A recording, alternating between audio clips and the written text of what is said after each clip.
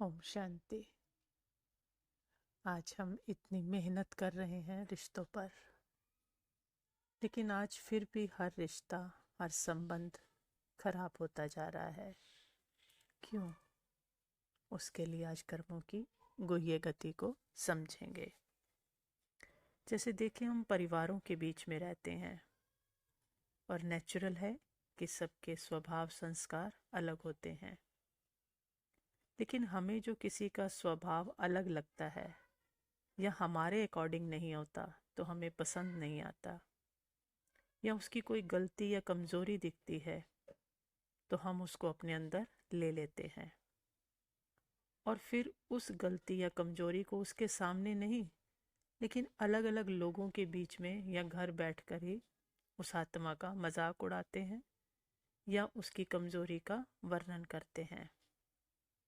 हम सोचते हैं वो सामने थोड़ी है, लेकिन ये सब कमज़ोरियों का और किसी का मजाक उड़ाने का वर्णन बिल्कुल बीमारियों के कीटाणु की तरह है, जो बहुत तेज़ी से फैलता है और जिसका गलानी कर रहे हैं या जिसका मजाक उड़ा रहे हैं उस तक भी पहुंचता है और उसको वैसा ही फील होता है। उसको समझ नहीं आती, लेकिन उसको फीलिंग वैसी आने लगती है हमसे।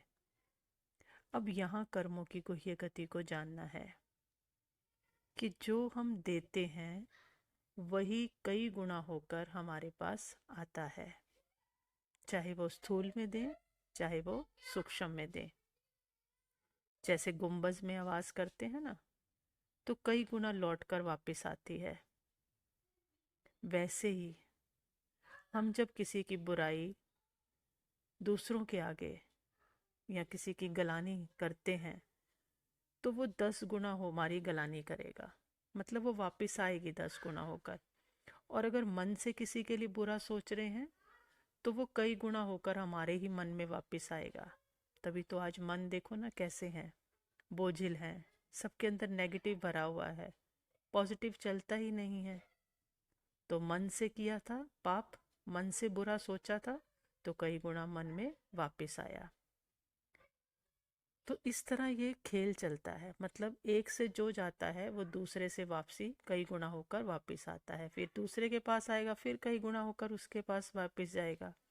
तो ये विशेष साइकिल शुरू हो जाता है।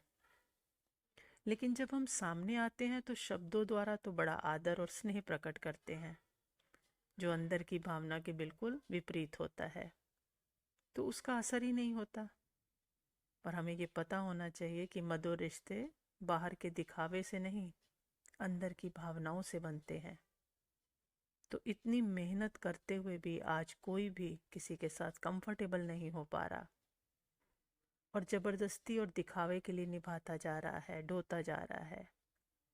इसलिए अब अगर रिश्तों को ठीक करना है तो ध्यान रहे कि हम जो सोच रहे हैं या हम जो बोल रहे हैं वो आत्मा सुन रही है।